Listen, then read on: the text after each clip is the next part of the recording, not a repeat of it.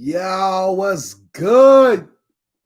I'm in the building, the sports snob, Phil Facts. Let me fix this right here. Here we go. Here we go. That's better. Let's go. What's good, family? Peace and love. Snobby sports in full effect. Yo, what can I say? Yo, I'm back and I'm not playing. I'm live. You read the title? You know what it is? So you know what my mind is right now. I'm hurting. All of us New York sports fans, we hurting. It's crazy. It just don't stop. It don't stop. I'm looking at the headlines and stuff on my TV, man, just because if it's not people guessing about the state of the Knicks and the draft, which is just limbo. And so when you think about that and that uncertainty, that's kind of depressing, even though that should be something we should be looking forward to. It's hard to look forward to something that you don't know what the hell is going on. You don't know what's going on. We don't know what's going on. Sorry, I need to drink some coffee, y'all. I've been up late. I'm stressed. I've been thinking a lot. Like I said, the New York sports climate, 2020 was a bad year, man. Word. On all aspects, man. This was a really tough year for everybody. Especially basketball fans. I think basketball fans, we went through a lot because we lost Kobe. It's different when a player gets hurt or injured. Though, yo, we lost a good man, a very good man who gave back. And not just to the sport that he was involved in, but I mean to the world, man. He gave back, man. Kobe was official.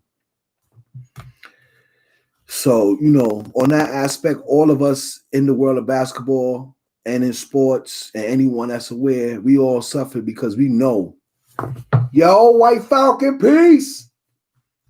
We all know how important Kobe was, man.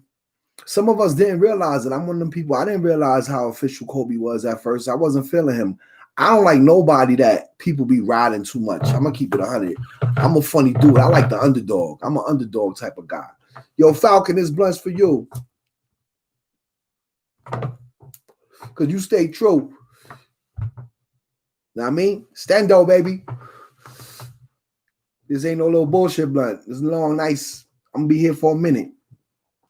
So like I was saying, Falcon, yo, let me know what you think about the New York, the state of sports in New York, man. Anybody else that comes on, man? That's what we're talking about today. The Yankees lost in the division series. Like I said, the Knicks, we in limbo. We don't have a team that's competitive. We start from scratch again. Yo, you know what's really fucked up? Is the fact that I'm not a Ets fan on no level. The Mets, the Jets, or the Nets. And I'm not a hater. It's just that I got to deal with this already. All right, I got enough on my plate. I follow the other teams except for the Nets. I don't do the Nets. I'm sorry, Falcon. I can't roll with that one. The Nets, I don't know. They could be contenders, though. That is a topic that's real. I can't front. The reality is that the East is not that hard to come out of compared to the West. And this is why Kareem Abdul-Jabbar, he gave LeBron his props. And I was surprised at the comments that he made, but not surprised that because Kareem is humble. So I wasn't surprised that he gave LeBron props. But when I thought about it, I understand why Kareem could think that way.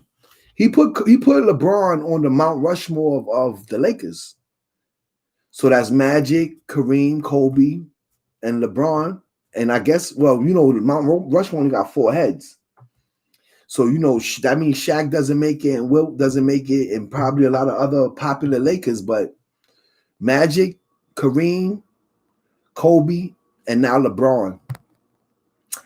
And, I mean, really, you gotta agree because he did it in the West this time. I mean, don't get me wrong. We all know it's a juiced up team and all that, but he still came in there. And within 2 years, he delivered a championship.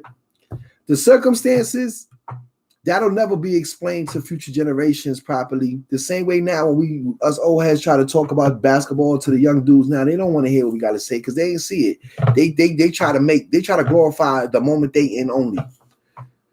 So those details won't be remembered. What will be remembered is that LeBron brought the chip to the Lakers in 2 seasons. And that's big for any player to be capable of doing something like that. Going from where they were to turn around in 2 seasons to getting a chip, that's a lot. And then for him, once again, even though it's a juice team, same thing happened in Miami.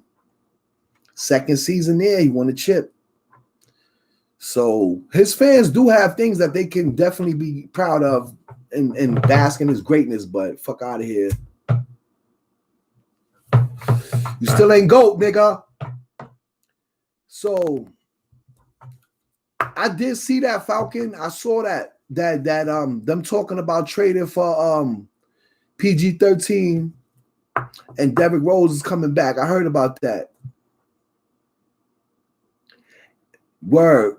You right. I heard that you RJ, Frank, DSJ, D Rose, the 8th pick, PG-13, Randall, Mitch. You right. That's an improvement. Especially with the situation they trying to establish for the players going forward. You know, Derrick Rose clearly will know how to be used right with Tibbs. I expect the young guys to develop. You right, bro. That looks pretty good, man. I mean, it's not that I don't want PG-13 for the record, Falcon. It's just that does PG-13 want to come to us? Will we get his all? And then the problem with him is I don't know if he's a free agent soon. So if we trade for him without it being a sign and trade where we get extended years, aren't we just doing the Clippers a favor and freeing up salary for them to make another move? Because we're not going to win with PG. And if he gets traded here, he's out. I know we'll give him the love and we'll embrace him and it could be a home for him. But what I'm saying is that what he wants? Remember, he's an LA nigga, man. He's not from New York, man. He's not from New York. And niggas want to go back home. And he's home. Even though it's not working. If he's not from LA, let me know. But I think that Paul George is from LA too. So that means it's definitely a hot topic. And once again, this is why I feel like the New York sports scene, we suffering right now because we got all of this, especially with basketball. We got all this speculation that's fucking driving me nuts, giving me a headache, B. It's giving me a headache. A lot of, it depends. A lot of players are from LA, but a lot of players are from New York. And certain regions produce a lot of NBA players. You're right. But I'm just not sure. I don't want to just sit here and say that he's from LA and I'm just not sure. So, but I believe he is. And I mean, once again, it just depends on his mentality. Does he want to win right now? Does he frustrated with the situations he's in and he just wants to be out and just start over? Because coming to the Knicks, man, is starting over. So I would take Paul George if it's not going to cost us much. And right now, under the circumstances, it might not. So that's a cool reality I'm with. As long as we add them on to the foundation we have and we keep our 8th pick, I want us to keep picks, man. That's the problem. I don't want to give up any picks for anyone. There's too many young guys in this draft, like we've been talking about. This draft is really deep on the low, in the middle of between the middle and the back end of the first round, bro. It's deep, man. It's players, man. There's players there. This draft is weird because the top echelon players are not really. There are a lot of potential busts. There's a lot of questions for the guys that are supposed to be the best. But when you start going down further into the prospects, you got a lot of solid players that do a lot of good things and their negatives can be worked on. With the upper echelon picks, it's not that simple because you gave them, you chose them with a high draft pick. So that means there's going to be high expectations. So I don't know, man. I think at 8 we good. I think we should just chill and see what happens. Let me see what my man Falcon. My man Falcon always hold it down. He says, PG-13, Randall, and Mitch are a three-headed monster. I ain't gonna front. You right. And you said get a shooting guard like Bay. Like you mean Tyler Bay? Ooh, who you talking about? Tyler Bay? You spelled? I think you meant Tyler Bay. Yeah, Bay. You meant Bay or Sadiq, right? I get Sadiq because, like I told you, Sadiq could play 3 spots. B. He could play the 2, the 3, and the 4, and he could shoot.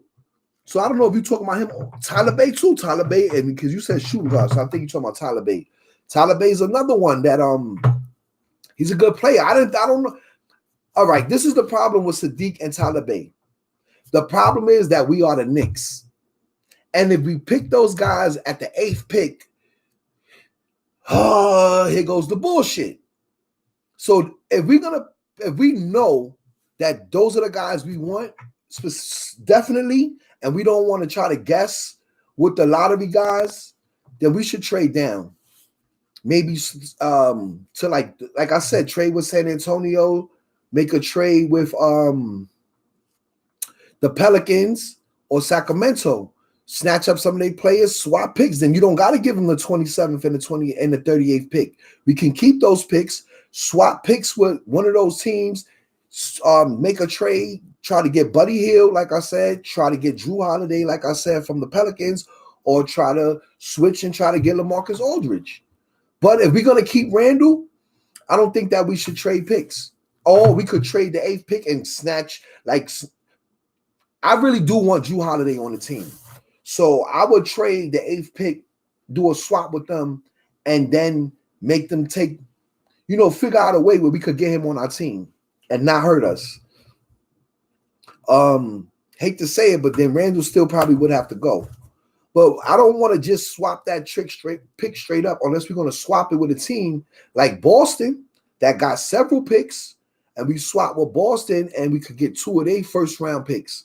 That way we could pick Sadiq Bey in a comfortable position and not worry about any feedback, negative feedback, and we could try to get Tyler Bey or either or. There's a lot of things, bro. There's a lot of stuff, Falcon. I don't know, man. Desmond Bain, my fault. Nah, they talking about trading Drew, pa. Drew is a commodity that is a lot of people are asking questions about, because you got to remember they have Lonzo. They have Lonzo, and him and Zion have a chemistry, and Drew is not a backup. He's not a backup. He can score. He plays D. You got to let him play. So you can't pay Lonzo all that money, and you got to make a choice, because neither one of them are a backup. It's a good problem that they have. You think Lonzo's leaving? I don't think so. Why would the NBA? All right, let's think about this, because I hear you on that, because my man Falcon saying that he think Lonzo's leaving. But I don't think so, and I'm going to tell you my reason. I'm not. We both don't know, but my side to this is more of the NBA is a business. They do everything for a reason. They did not send Zion over there. They did not allow the Pelicans to trade for Lonzo. They didn't do all of that for nothing. They want to make sure that market is good. Lonzo leaving that market is not a good look for the Pelicans, even though on basketball terms, having Drew Holiday is making them a better team, clearly. But Lonzo and this, they could sell that, bro. That sells tickets, man. He ain't leaving, B. Yo, Falcon, you see? Falcon, I don't know. I think that's your opinion, bro. Drew is not staying. He's the vet P point guard with accolades. He's staying. Oh, I get, all right, so you are saying your perspective. I feel what you're saying, but once again, I'm telling you, the NBA is a business, and he is more of an asset right now to that team because they're building what they, and then think about it. They're also going to lose. Well, they're not going to lose, but what's that boy? The small forward that was on the Lakers with him, right? Isn't he there? Isn't he going to leave too? He's the one that's the free agent. Yeah, Ingram. See, you think Drew, they not, see, that's, you think it's going to be Drew, Ingram, and Zion. Nah, it's going to be Lonzo, who, if Ingram don't stay, they're going to find that third piece, and Zion. Drew is an older dude already. How long of a run do you think he's going to make with Zion? Why would they pair him with Zion, and they're going to have to find someone else in a couple of years? The reason why I think that Drew is good for the Knicks is because he fills the same type of role as Chris Paul fulfills all the needs that we need to be filled from the point guard, and he won't be blocking the young guys because he'll be stepping down soon. I don't know about the Pelicans trading, letting Lonzo go because they would then need a future point guard.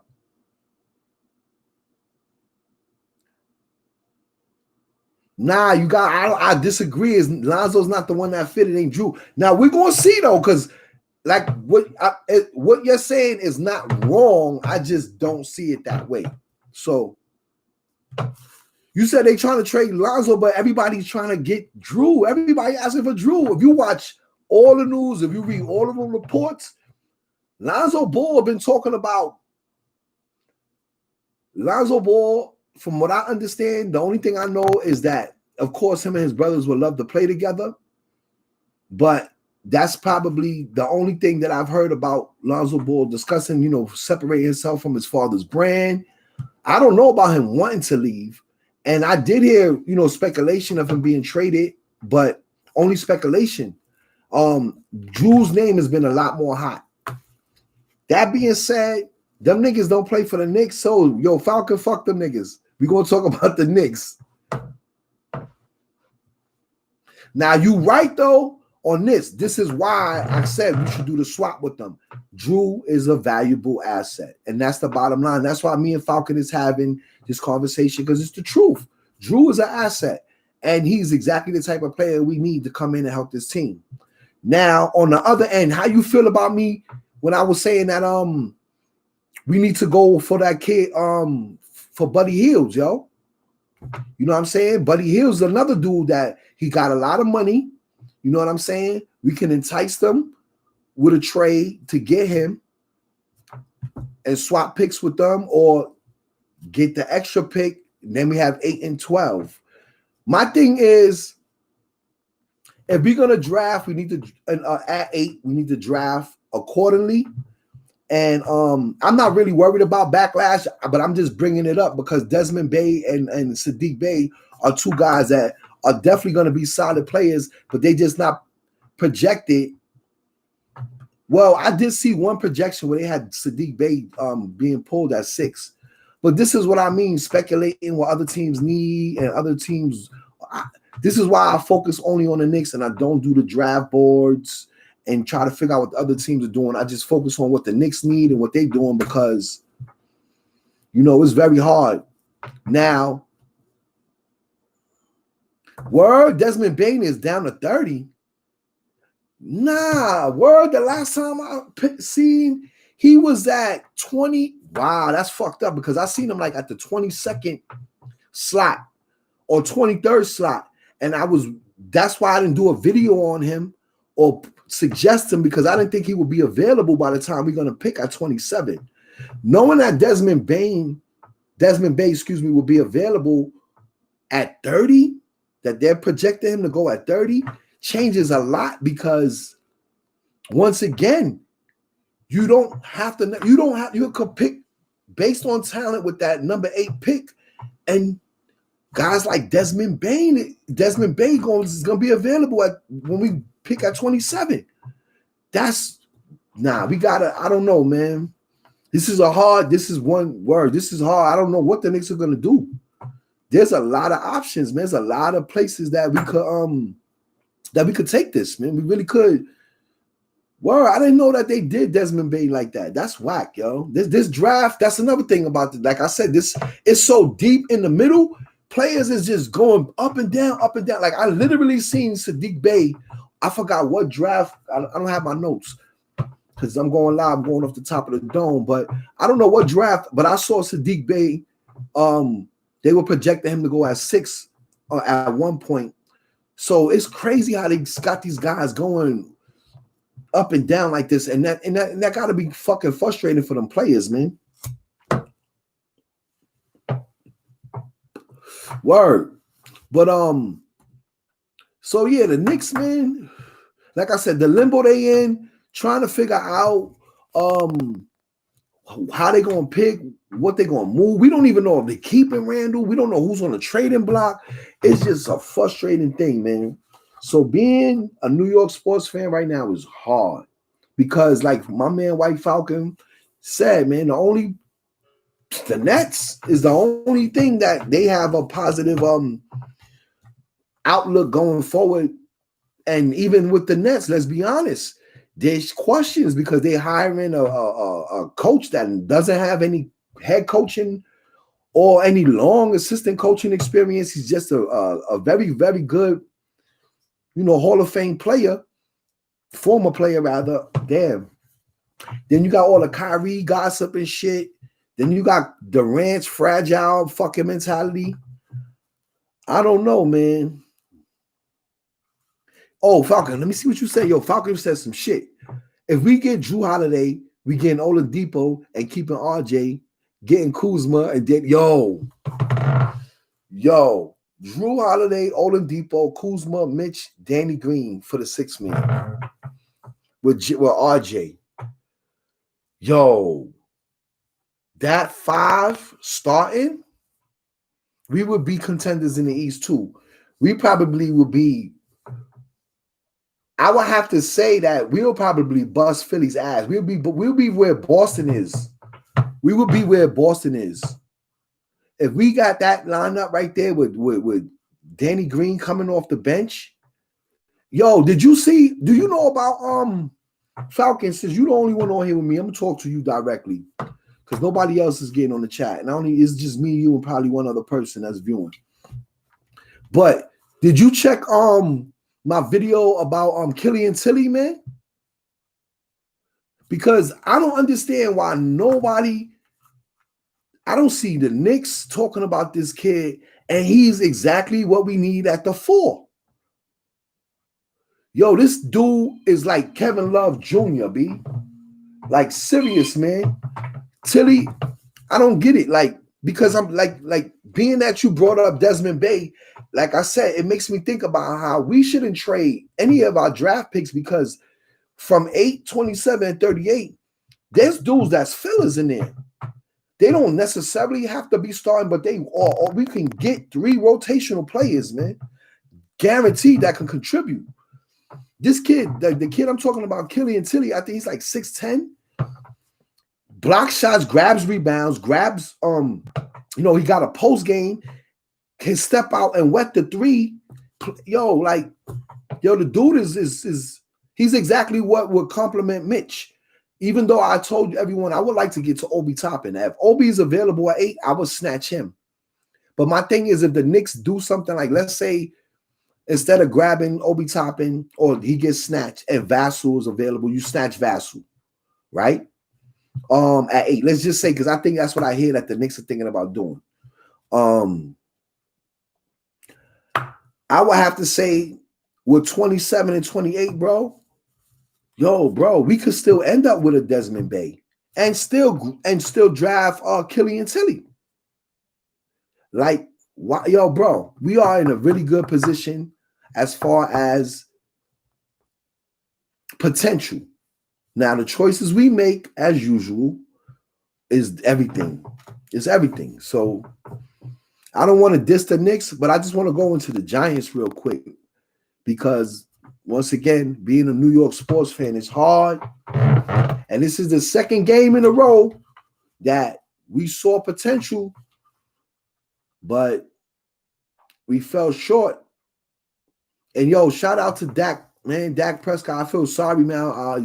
You don't want nobody to get hurt. Hopefully, come back soon. Believe me, the Giants, we know how you feel because, we lost our star, Saquon. So we get it. I believe that we have a couple of injuries, man, on the Giants. So, I think someone twisted their Achilles too. I forgot. I didn't get to see I didn't get to check the news on it. Let me see who it was, B. Someone popped their Achilles. So that's another player. We just tried to replace the running back. Now we're going to have to replace another starter because I believe it was a starter. Lorenzo Carter tore his Achilles. Yeah, there goes that. So between the Giants looking like they go in one game this season, if we lucky, and the Yankees getting bumped out the AL Division Series, I guess depending where you from and who you root for, the only fans in New York walking around happy is the Nets fans. And that's really based off of that's not even off of nothing solid. That's off of hope. It's really off of hope. We really, Kyrie and Kevin Durant are uber talented. We know that. They're two of the best players in the NBA, probably in the top 10 available players right now in all of the NBA. You got those two guys on that list, I'm sure. But that ain't enough because there seems to be a lot of rumbling from their teammates. I don't think that there's unity there. I think that there's some issues that they're going to have to get through. I don't know if it'll be that smooth, especially initially. I don't think that in the beginning is going to be easy for Brooklyn Nets because chemistry is everything. We seen that with the Clippers. So even if they win games, damn, I didn't realize my mic was so far. My bad, y'all. So even if the Nets win games during the regular season, we all know that chemistry and camaraderie is important to win championships. And you know what? The Lakers is proof that going through shit together is winning championships too. So on that note, my man Falcon says that Dinwiddie and LeVert are good. So I don't know. I don't know what's the climate with the team right now. I mean, no major gossip popped up about them. So Dinwiddie could be good and LeVert could be good. But I did hear that there's a couple of players that want trades or are not feeling the new vibe. We'll see how true that is as the season goes by. It's definitely going to come out. Falcon says KD and Kyrie with DeAndre and the other bigs is crazy. They're going to the finals. Bro, let me tell you something. After the year that I had, after the year the Knicks had, after the last, I'm 46. After the last 48 years that the Knicks have had, the last thing I want to do is watch the Nets play in the finals again, especially now that they in Brooklyn while we suck. That would probably be worse than fucking watching the Heat and realizing that the Heat, I don't know if you follow my tweets, Falcon, get on me on Twitter, man, at Phil Facts, yo. I'll be tweeting, but I don't tweet a lot, but every once in a while, some shit will hit me. You know, I tweet something every day. And my tweet I believe I tweeted that either this morning or last night, man. But, yo, I got to say, it really hurts to watch Miami build this new fucking empire that they building, man. Again, they've won. Now it's going to be, they've won 2 chips and they made it to the conference finals. I don't know how many times already in the last 10 years. And the Knicks haven't done shit. And when we got a superstar to build around, we didn't. And all the fans abuse him. It's so sad, man, being a Knicks fan right now, watching your enemy, Pat Riley, sit back and create a fucking legacy like he's doing as an executive, but in Miami. Yeah, y'all young boys don't know that right there, all that success is supposed to belong to the Knicks. But Belichick and Pat Riley is 2 motherfuckers that I will never fuck with because they shitted on New York. Fuck Pat Riley. But I'm sorry. I'm not that mad at Jeff Van Gundy, even though he did some bitch shit. He left us too, but it ain't the same like what Riley did, bro, and Belichick, bro, because they left us on some dirty shit. They left us, especially Belichick. Belichick need to get, yo, I slapped it. And you know what's fucked up about it? I'm feeling that pain coming from the Jets side. Because Belichick don't got shit to do with the Giants, but he still shitted on New York. And at that time, I was fucking with the Jets. And he's the reason why I really don't fuck with the Jets. Because after what he did, that shit fell apart. He fucked them up, yo. To this very day. Keyshawn Johnson used to be my favorite football player when he was playing. So I fucked with the Jets. Curtis Martin, Keyshawn, they had some shit going. Then here we go with the art of war and the art of separation that always happens in New York with the fucking media and the racist people in the media want to always pit the white player versus the black player. And then the shit was whack. Yo, Wayne Corbett wasn't better than Keyshawn. We needed fucking both of them and we would have won more. But y'all created a bad culture there. And you know what? That faggot ass nigga Belichick was there and he probably was part of that shit. So Bill Belichick suck a dick. And Pat Riley, you can suck a dick and shove the balls in too because I hate you, motherfucker. I hate you. Dead ass hate you, Pat Riley. You a fucking snake that dresses really nice in a suit. You fucking fag bag. Sorry. I already know right now. Probably no offense to anyone. Just used to saying insults like that from back in the days, man. No offense, man. I don't care if you gay, what you do with your life, sex life. But I know Pat Riley's not gay, and that's why I'm saying that because I know that's an insult to him for him to have a penis with some balls in his mouth. Fucker. Yo, feel my pain. Falcon, you feel my pain. You see, he laughed my ass. It ain't, yo, I was ranting so long, I ain't even Pete Falcon laughing at me. Nah, but it's real though. It's really real. You had the Mets. Yo, man. Damn, y'all. Only thing that we had that I could be proud of, honestly, in my lifetime in New York sports was when we had Lawrence Taylor on the Giants. That Giants team with him and Pepper Johnson and all of them, they were official, man. Official. And the Yankees in the 90s, man.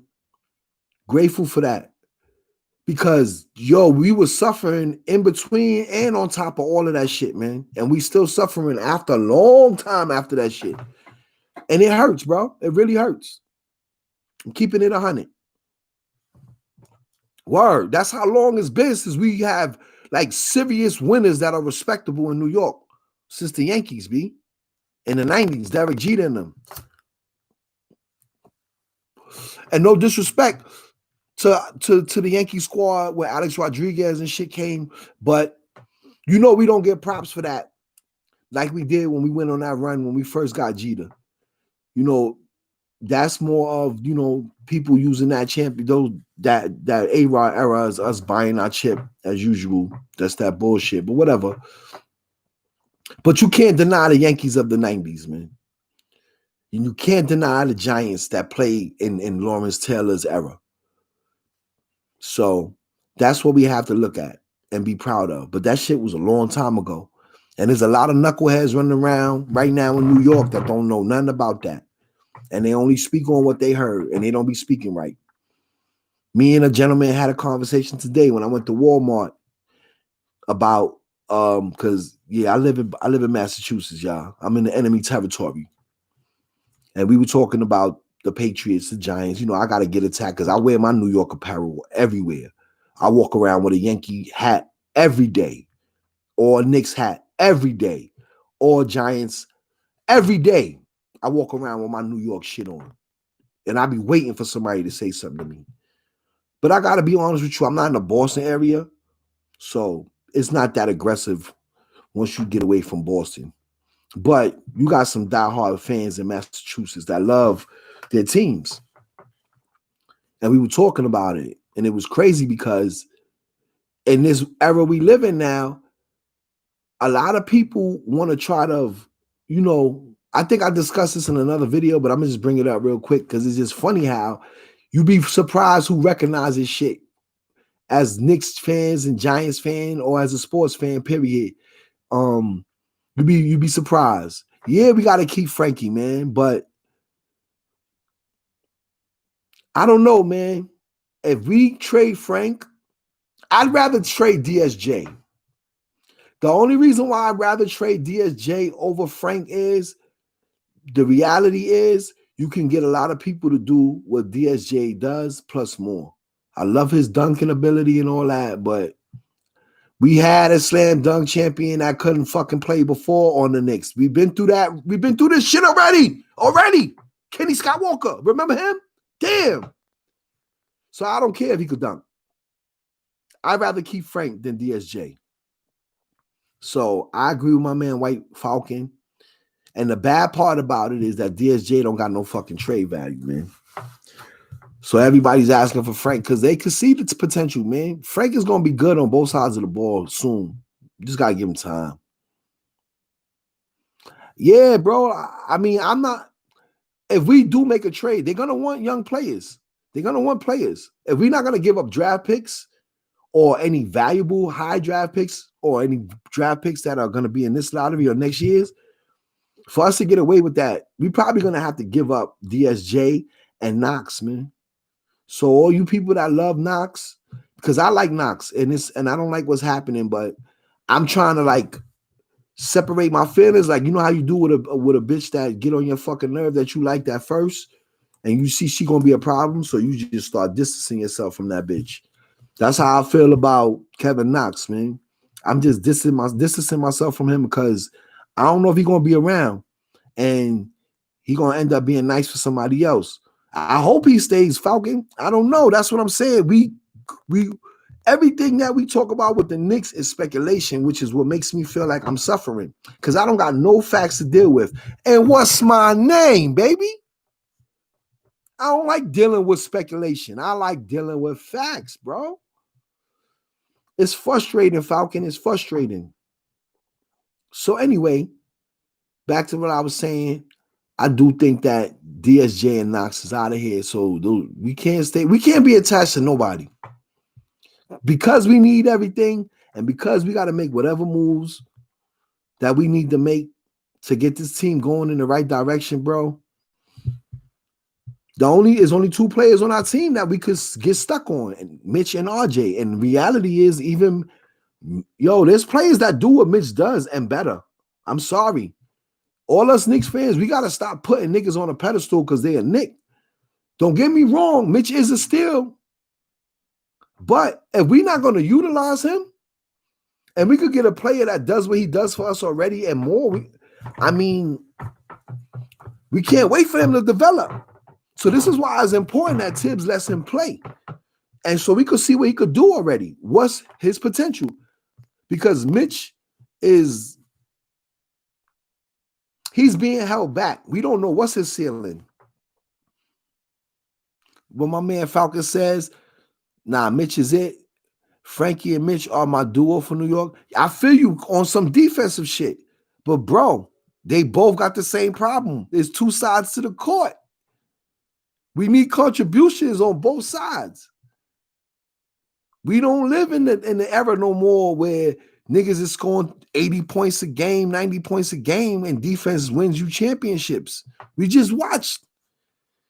That shit don't work no more. Not with these rules, bro. So whoever, no matter how good somebody is on defense, we still need him on the other side of the ball. It's like Obi Toppin. Obi Toppin got a bad reputation on defense. So even though was the best player in college this season and is super athletic and we know he could score his ass off from anywhere on the court, he got a stigma because he don't play defense. He's not, that 3-and-D, that two-way player. And Mitch looks like he could do it, but they didn't let him do it. So all I'm saying is there's players that we already know. There's players out there that could do it. We know it, and they got. So we got to see, can Mitch do it? Can he score consistently, build up his offensive game, raise his ceiling, and meet the expectations of the fans, man, because the fans are hold him in a high regard. Look, Falcon says RJ and Randall supposed to be our scorers. Frankie and Mitch will get theirs. I can't sit here and tell you that that's cool, bro. That's not acceptable. RJ and Randall is supposed to be our scorers. Did you see where that got us last year? He says, "Oh, all right. Who's this? May 4th. People's good. So you saying Frank scoring can help set a legit screen for once?" Falcon, you're original, but May 4th, he understands what I'm saying. I love the fact that they're dominant players on defense and can be stoppers, but when we get down the court, the pick and rolls, all of that shit is important, bro. And then you pairing them together, them niggas need to get in the gym together and work on some routines. Yeah, that hurt, right, Falcon?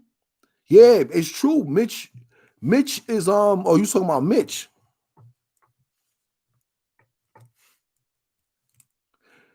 Well, all right, the screen and roll. This is my thing. Once again, Frank and Mitch both have to improve on offense in both facets.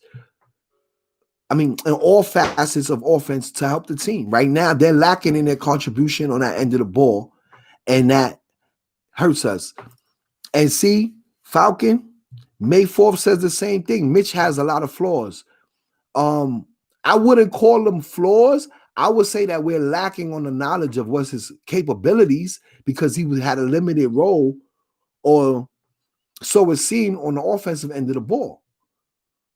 And he only got lob. I mean, he can't just get putbacks and lob dunks, bro. We need him to be able to make the defense honest.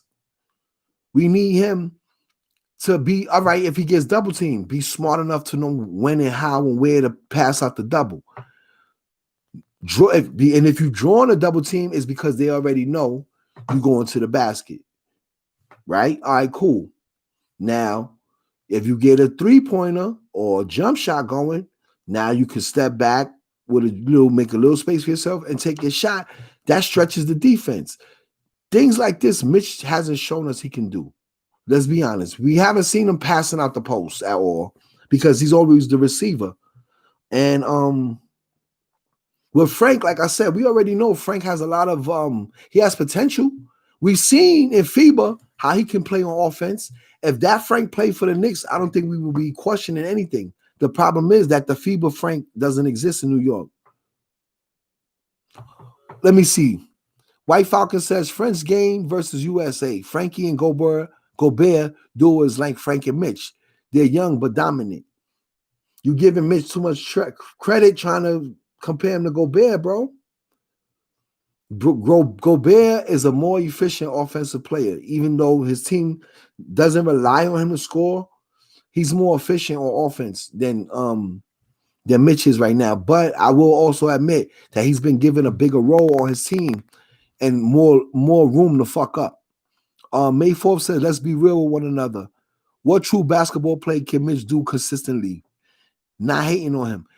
That's the point, bro. That's my point, May, is that we aren't aware of what other things he could do besides catch a lob.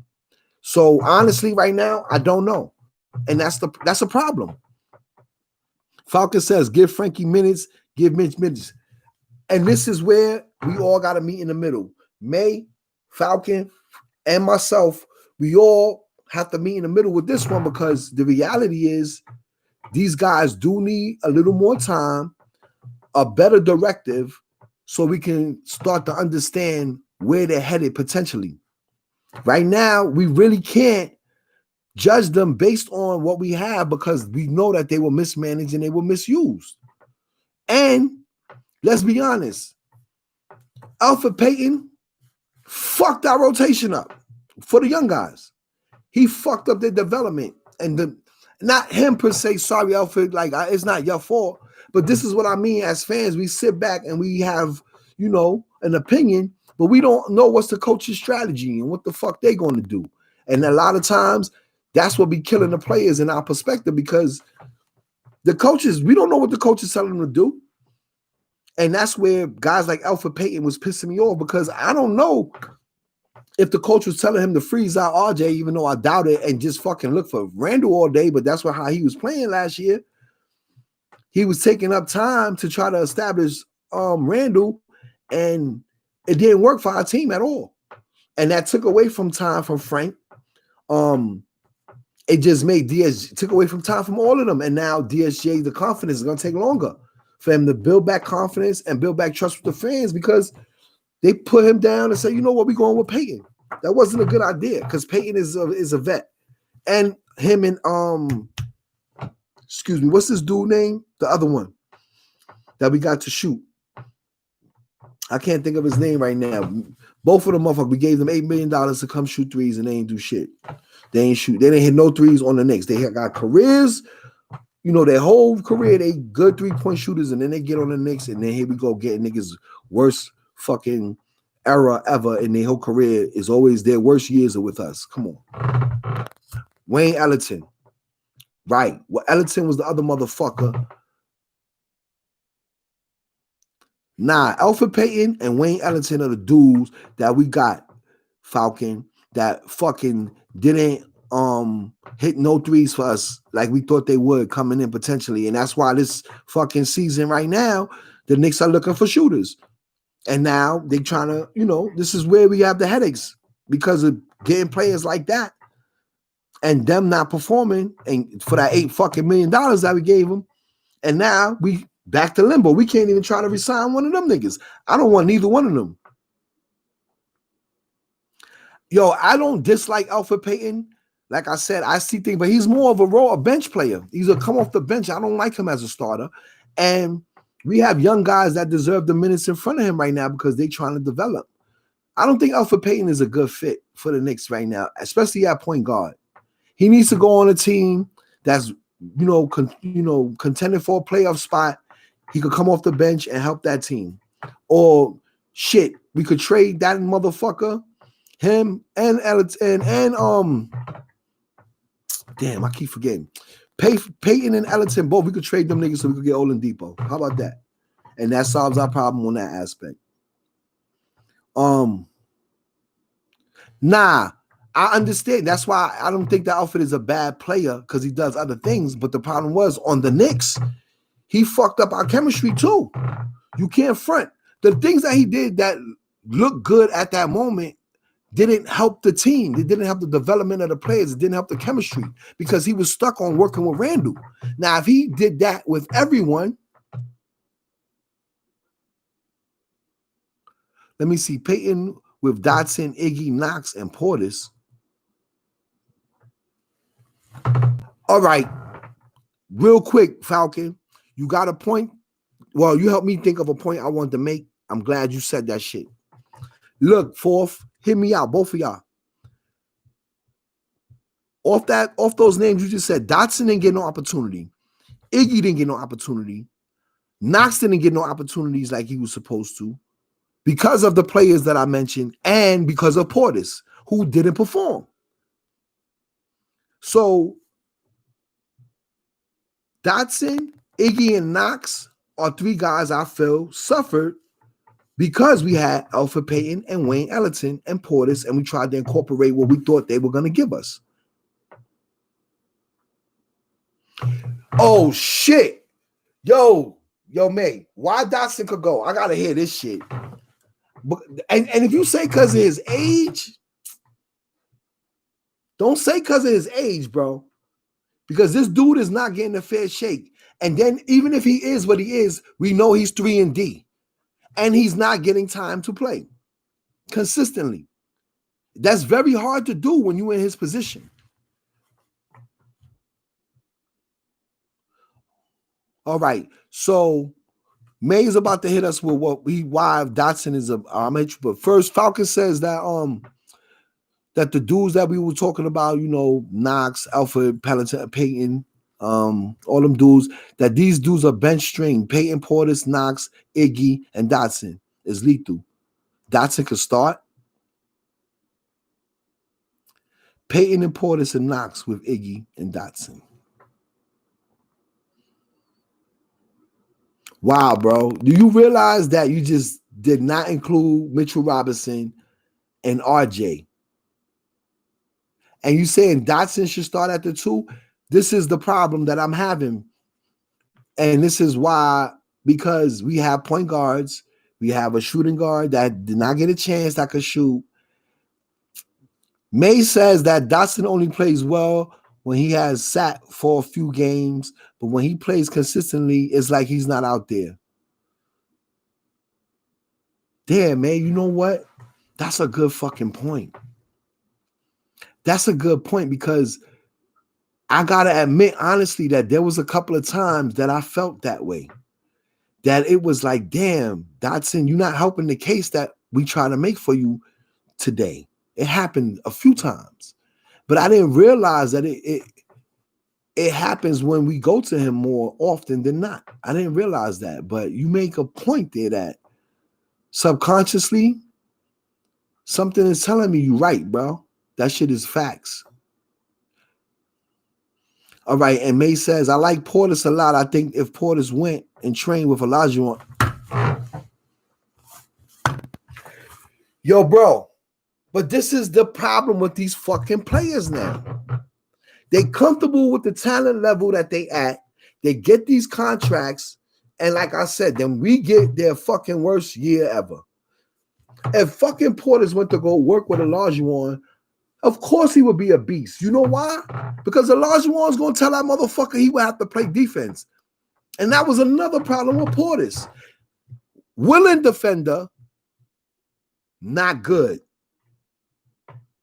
If he can work on being a smarter defender, which Olajuwon, oh man, you are so right, bro. That was a very fucking good, that was a good suggestion. I don't know if that shit is reality, but that is something that would definitely change everything about Portis, everything about him and how we look at him and his game. And he probably would be a phenomenal player, but niggas got to take them steps, bro. It can't be us just sitting here thinking about it. He got to be sitting thinking about how he going to get better.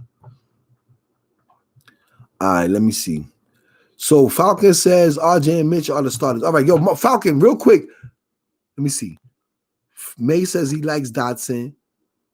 Portis is a stretch 5.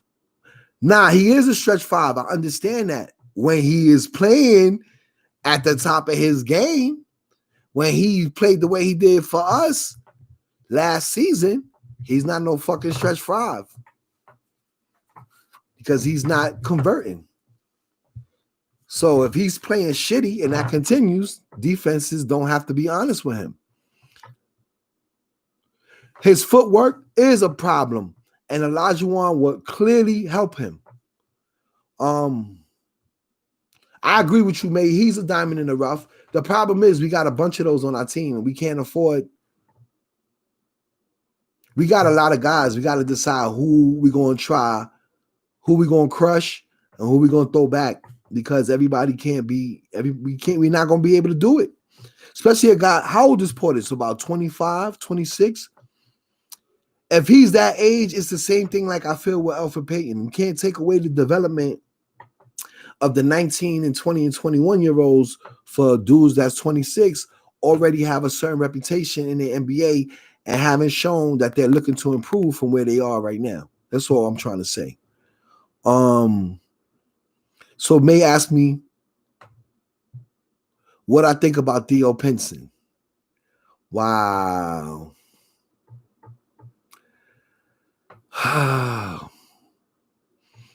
Another person who I don't know if you've been following me, but between the G League, I've been saying I don't know what the fuck we got the G League for, because we got a lot of good players on the G League.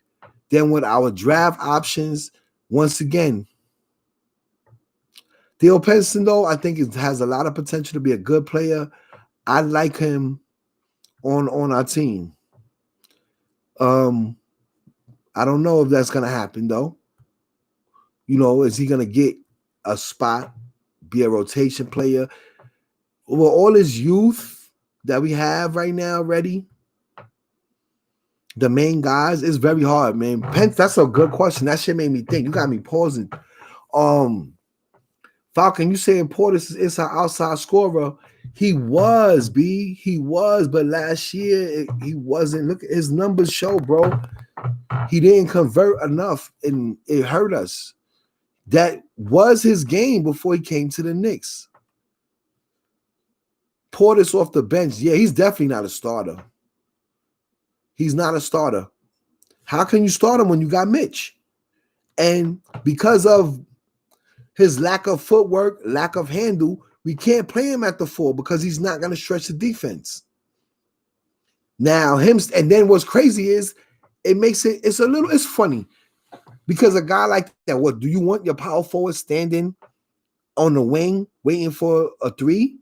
Or do you want him to be, running on the patrolling the baseline so that he could be available for rebounds or pass? It's a lot of things that come with a guy like Portis not being able to dribble and not having a post game or footwork. And when your shot ain't hitting, it fucks up it fucks up a lot of your opportunities. And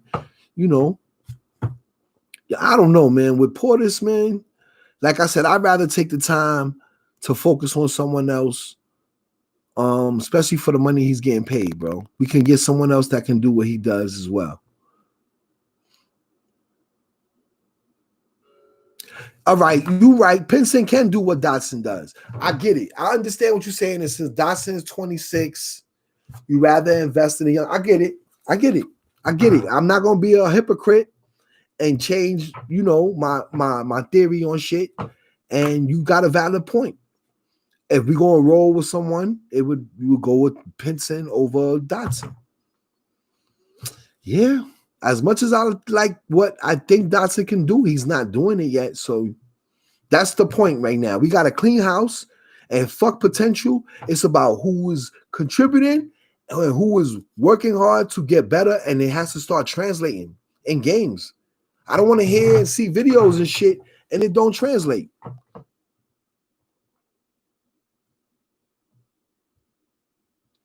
All right, so Pinson was being trained to take over one of the spots.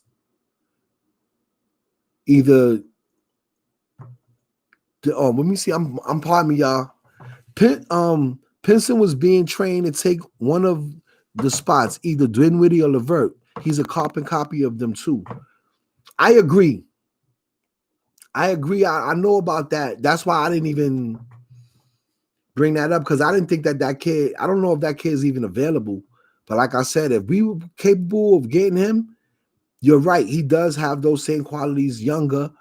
And yeah, because those guys are what we would hope that Dotson was going to be, and he hasn't done that. So if we could get Theo Pinson, I'd do it. So Falcon is saying Portis needs a role. He needs a role. He's a 15, 20-minute bench player, stretch 5 who can post. I like that. I do too. And if he's utilized properly, he can post, but it wasn't efficient. But if he works on it and he can get his shot to drop, he could he can definitely give us 15, 20 quality minutes to back up Mitch, especially since we still waiting for Mitch to learn to stay out of foul trouble. So his backup is going to be active, bro. Pinson, I thought Pinson was in. Hold on. Now you about to make me go check on my shit. Pinson's in the G League? Fort May. Pinson's in the G League, because now I'm confused, because I done been looking at so many players and being that the motherfucker ain't been getting played, getting no rotation burn. And we signing niggas like Jared Anderson and sending niggas to the G League. I mean, Jared Harper and all these players. Right, Pinson is one of our guys. See, that's what I'm saying. This is what I'm saying. We sitting on gold. You're right, bro. I forgot. Oh, man, you do beats? I produce, baby. I'm about to drop an EP, man. I got a squad. I got MCs. I got all that. I'm about to do a whole bunch of shit, bro. Maybe we need to link up, man. If you a producer, I'm about to work on some shit for producers too, man. So we need to link, bro. Yeah, I got some fire I'm about to drop in a minute. Right now, I'm working on my LLC, man. I got a music production company I'm working on right now. It's about to come out. Got my logos, got everything. Got my music. I got artists. I got producers. You know what I'm saying? So, I appreciate the offer for a beat for my shit. But when I get my upgrades and all that and I get everything together, hopefully I'll impress you. Right now, you know what I'm saying? I just moved in my new crib where I live right now. I just moved out of state. You know, I'm from the BX. I'm not from where I'm at. But I actually moved out here because a nigga about to blow. And I can't be in the hood doing nigga things when I'm trying to do bigger things. All right, cool. I ain't know that, mate. That's dope, though. So you know what? I do need to talk to you because you can also help me upgrade my show. I appreciate that. And then maybe I'll have more people tuning in. Yo, my Ford Falcon. Let me see. Oh, you had a MO6 hand. Yo, by the way, y'all, I'm looking for some studio monitors and shit. Word. So anybody know anywhere where I could get some studio? And I'm gonna keep it 100. I'm a favor of the Yamaha HS series. So if y'all know anywhere where they got them Yamahas at, you know, a lower price than the average retail price, because right now them shits is expensive, man. Because they are probably, for me, they the best personally. That's affordable.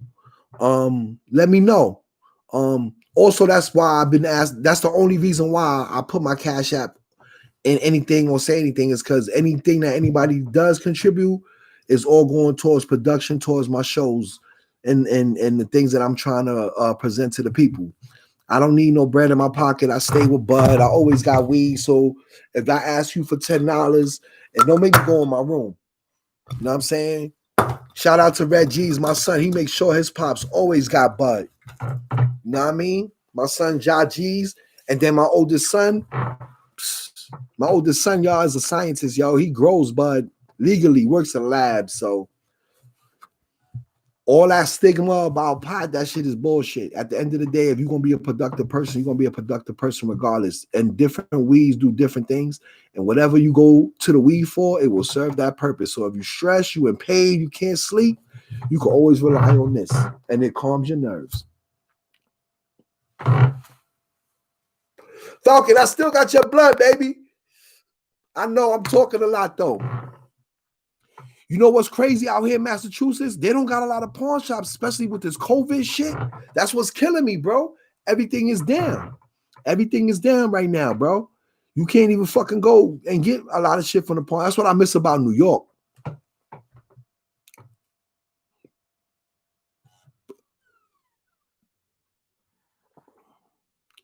Yo, you right. Yo, Falcon. You see what May said, right? It's true. Fucking Tibbs needs all the help he could get. Because this is a fucking big project, y'all. This is a very big project. And that's why the Knicks been my focus, because let's be honest, we know that the Yankees run the way they run. We don't got to worry about them. So if you a baseball head and you get your shit off following baseball, I understand because it's a classic sport. But the excitement is not there because the Yankees is organized, man. We know that they're not going to be bad for too long. That in my lifetime, I've been blessed to say that. You know what I'm saying? I grew up loving Reggie Jackson and Willie Mays and Willie Randolph and Dave Winfield. You know, I was lucky. And then the bad times that we had in the 80s, we still had probably for like 5 years in baseball, the best player in baseball in Don Mattingly. You know, you got to admit that Mattingly, he may not have been the best baseball player for a long time, but he had his window of being the best baseball player. And then, you know, even during the Juice Ball era, the Yankees were still successful. The Giants is another one. They organized. You know, I know that we're not doing well now. And but we know that with the Giants, it's just about patience. They're gonna get that, they're gonna fix that shit. We just fresh off from championships, go back 10 years, man. Like, let's keep it 100. The Knicks is the ones, man. The Knicks is the ones that we gotta pray for the Knicks. We got to shalom, send them all that positive energy. Stop fucking hating. Stop sending bad vibes. It's all right. You see how we just speculated? We had different opinions and we come to different conclusions, but it's all love because we just want our Knicks to be good. All right, let me get back to the chat though, y'all. I'm sorry for blabbing like that, but I just want to explain why the Knicks is where my focus is, and it's hurting. Falcon says Tibbs is getting rid of Frankie and DSJ. All right, my nigga Falcon for sparking that blood. That's love, baby. You said roll up. What's the hold up? I peeped that. May 4th, Don Matley was my fucking dude too. He was my fucking dude, man. Yeah, you right. The Giants do have a ring. Well, I don't know if they have a ring every decade they existed, but I know that they were in the Super Bowl every decade at least. So, you know, but I know that I think LT and them gave us our first chips though. I think so. But you're right. We won in the 80s, we won in the 90s, and we won in the 2000s. Now 2020 just got here. We got time to win with the Giants. You get me. You get what I'm saying. It's the Knicks. The Knicks are the ones that need our energy because, yo, this is a long time of bullshit. Yo, I remember when I was a kid, when I first really started becoming a Knicks fan, Bernard King was that dude. It was right before they got Ewing. Then we got Ewing and Bernard King's knees was fucked up. And we never got to see them play together. Then with Patrick Ewing gave us blood, sweat, and tears. And all you ever heard the whole time he was here was people criticize and complain about what he was trying to do. Not the fact that Patrick Ewing is one of the most underrated basketball players to ever play professional NBA basketball. So underrated and amazing. Because what Patrick Ewing went through, y'all give a lot of guys credit for now that y'all aware of that they go through it. But nobody knew that Patrick Ewing didn't learn about he didn't know about basketball until he was 13. All right? Patrick Ewing started playing ball late.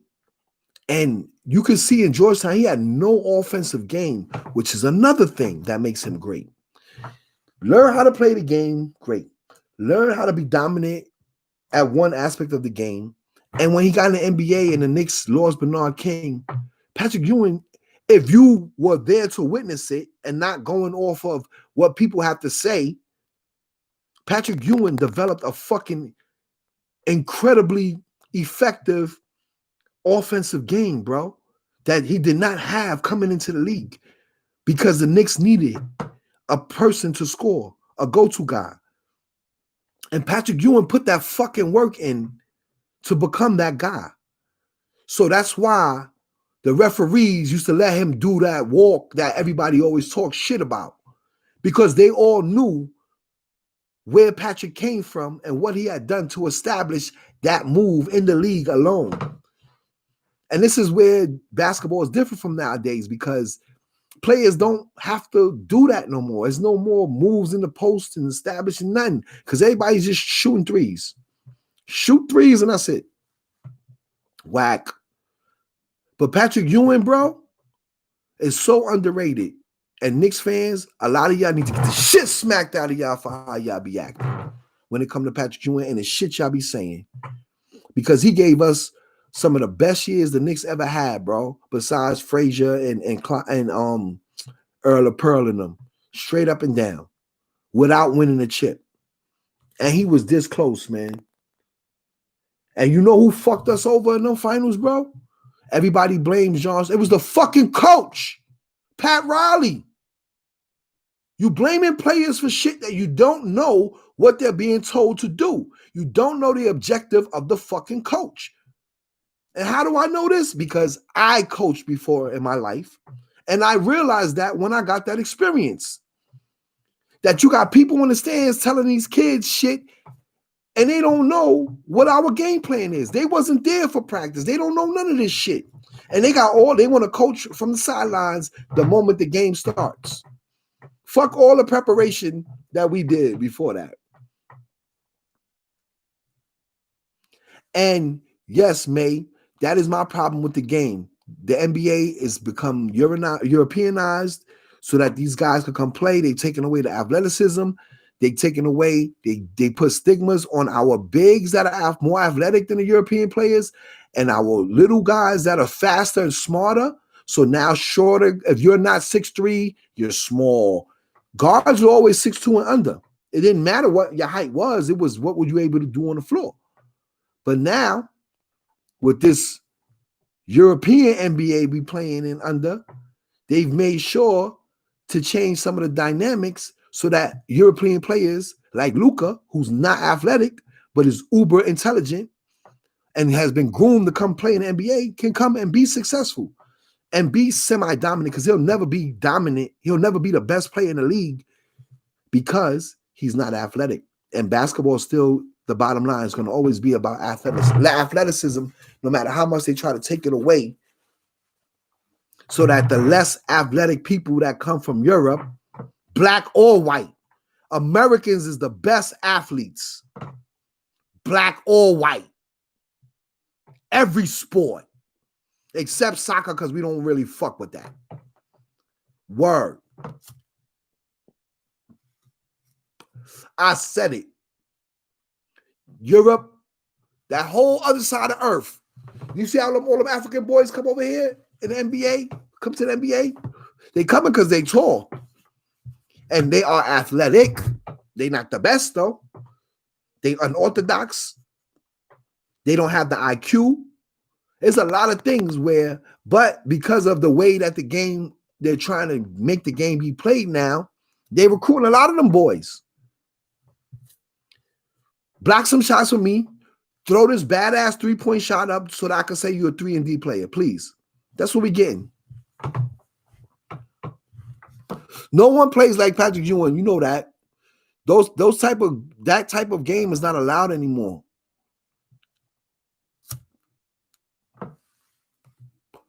And I disagree. We did have a top 10. That's why I'm talking about Patrick Ewing.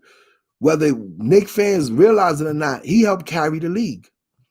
When they mentioned Jordan and Isaiah Thomas and Magic Johnson, Patrick Ewing, Larry Bird, and Charles Barkley, those were people that were synonymous at one point with each other on the faces of the league. And we can honestly say it wasn't because Ewing played for New York. It was because he was a fucking factor. The problem was he didn't have a running mate like the rest of them. Oakley wasn't the type of running mate that was required to win a championship. Oakley was dope, but that was our other best player in reality in that stretch, and he wasn't able to contribute. He tried. Oakley got a jump shot and all that. I ain't shitting on Oak. I'm just saying, comparing him to Pippen or Larry Bird, McHale, Parrish, Johnson, Kareem, you know, Patrick Ewing was kind of crippled because his best dude that he could go to and rely on always was going to be Oak. And it took Oak a long time to develop that little jump shot he got. His putbacks and rebounds was, you know, tremendously valuable. But there was other shit that we needed, clutch moments that Oakley just couldn't contribute. And he got tired of that shit when other niggas was failing. That's how he ended up with that jump shot. Because it was moments where Oakley was like, fuck it, give me the ball. And he would make that shot. But that took time. Let me see what the chat is saying here. Nah, the OJ rhythm, the OJ Simpson shit didn't fuck it up for the finals because the players didn't even know that was happening. They were playing. It fucked up our rhythm watching the game. But the reality is that those people, they didn't know what was going on. We already lost. We already fucked up. I'm not going to lie. I'll never forget that shit. Never. I broke my fucking TV watching Pat Riley leave Rolando Blackman collecting dust on the bench. And John, I think he betted on that game. He threw that series, bro. There's no way that you fucking got one of the, at the time, one of the best shooters and players that the NBA has seen, especially for the Dallas Mavericks.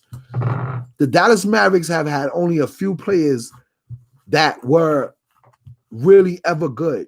and I can name them off the top of my head: Rolando Blackman, Mark Aguirre, and then you got to go into the future. But in the past, Dallas were garbage. In the present day, in the past, Dallas didn't have what they needed for Rolando Blackman and Mark Aguirre to be successful when they were in their prime, and they carried those teams.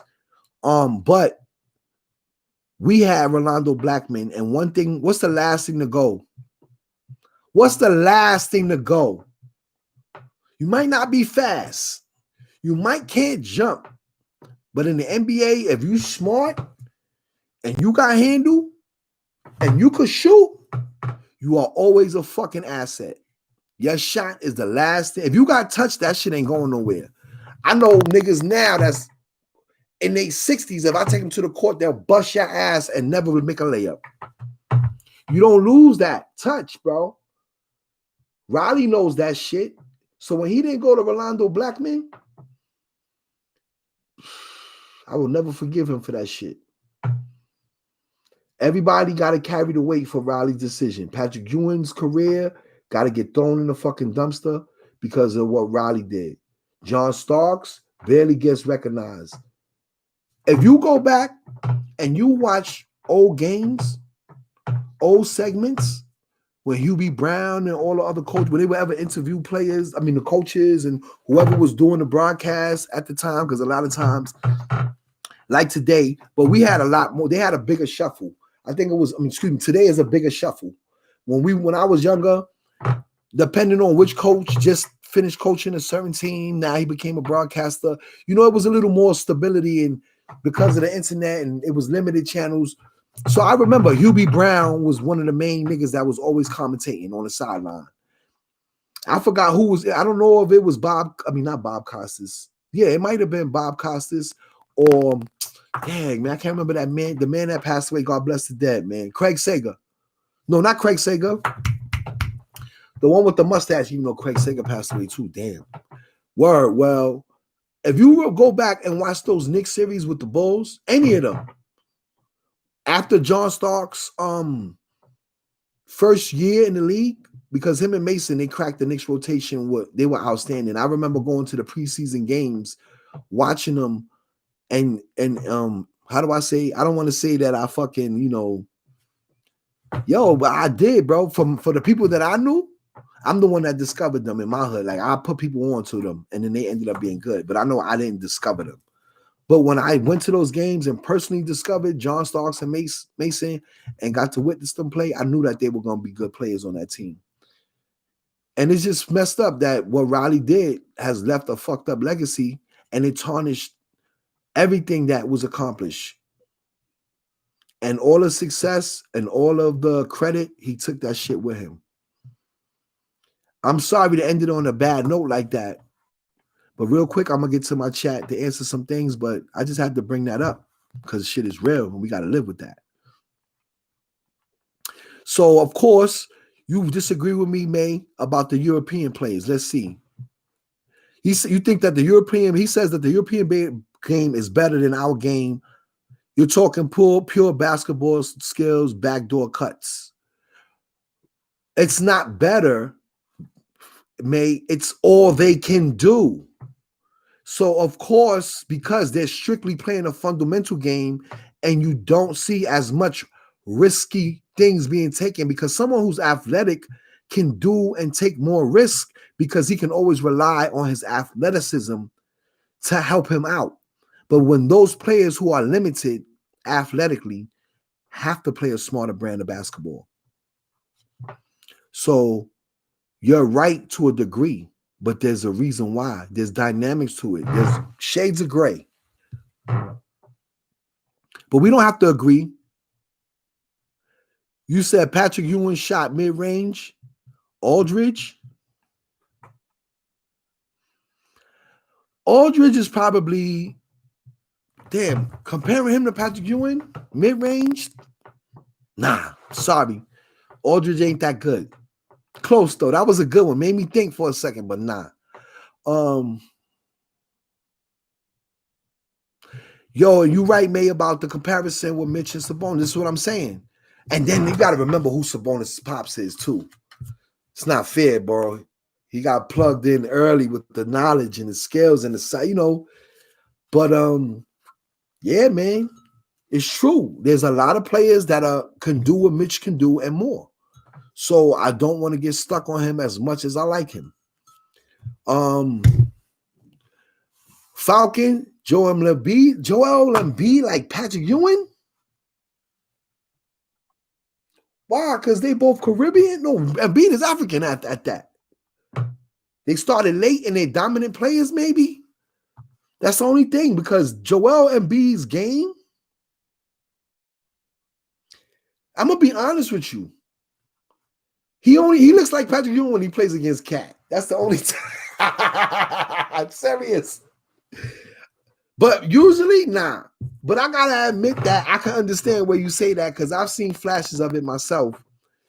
But it's usually when he's playing against Cat. Let me see. So May says that May 4th, shout out once again the White Falcon 44, May 4th for showing love and rolling with me on the live. Knicks have to figure out what they want to do, playground ball or real fundamentals. That's where us fans are divided. I get you, bro, but you forgetting the fact of this. That fundamental basketball all starts and gets created on the playground. Basketball isn't basketball without both. You can't eliminate one because you're a fan of the other so that certain people can be good. We need all the ingredients to be mixed and put together and create the perfect dish, bro. I don't want it to need salt. I don't want it to taste too spicy. I want it to be just right. And the NBA was just right. We only have this position and this conversation because it's something that the league is clearly doing.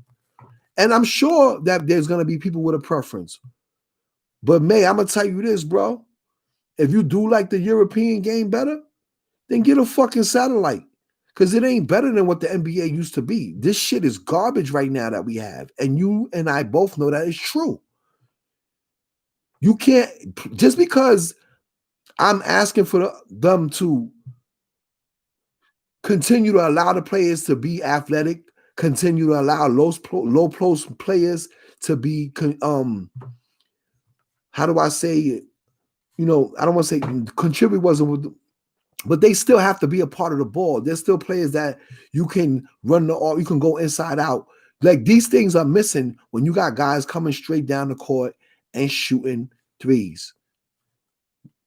Even with trailers and shit. Or the trailer pulls up for it. I mean,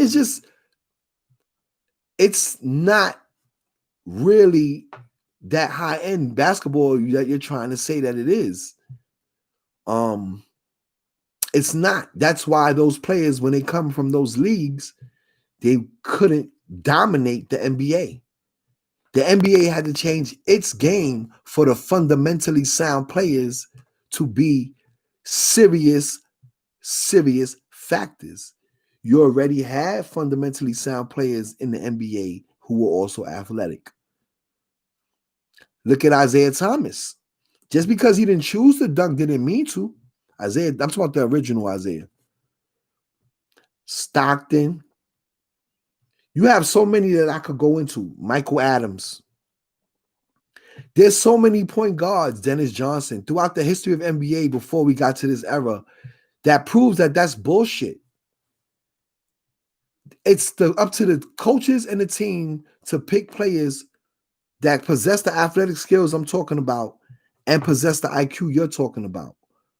But it doesn't mean that the league should have taken the road that it's taking now, because it's fucked up the quality of the product. And everyone knows that. All right, let me see.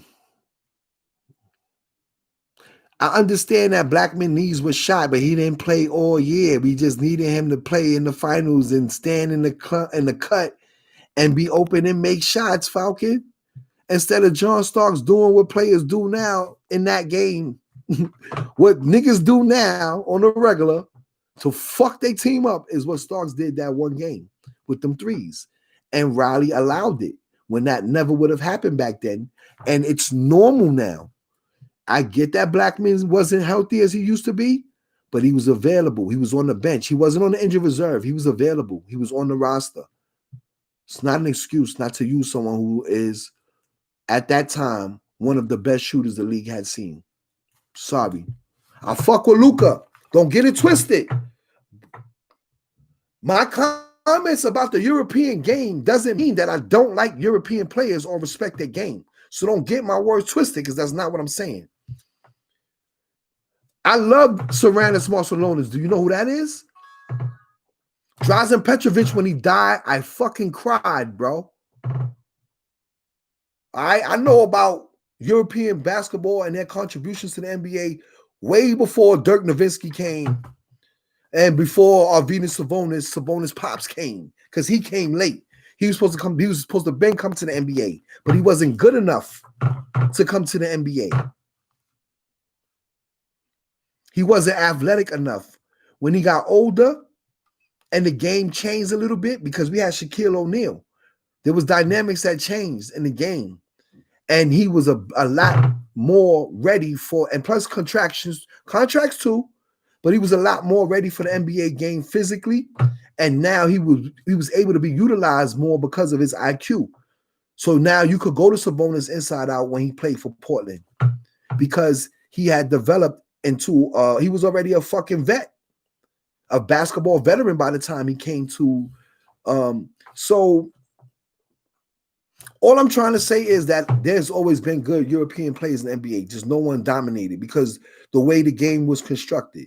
But now we can see that they've rearranged the game so that people like Luka, who I'm enjoying, I love him playing, but he's just not athletic. And I know that in the 80s and 90s, he wouldn't have the impact on the game that he has now. Would he be a good player? Hell yeah. Hell yeah. I think he's Drazen Petrovic 2.0 because he's taller. But the same fucking game and fucking, I don't know if he got the same fire, but I see it. Luka Doncic is a bigger version of Drazen Petrovic. So how the fuck can I not like him? Hell yeah, I'll fuck with Luka.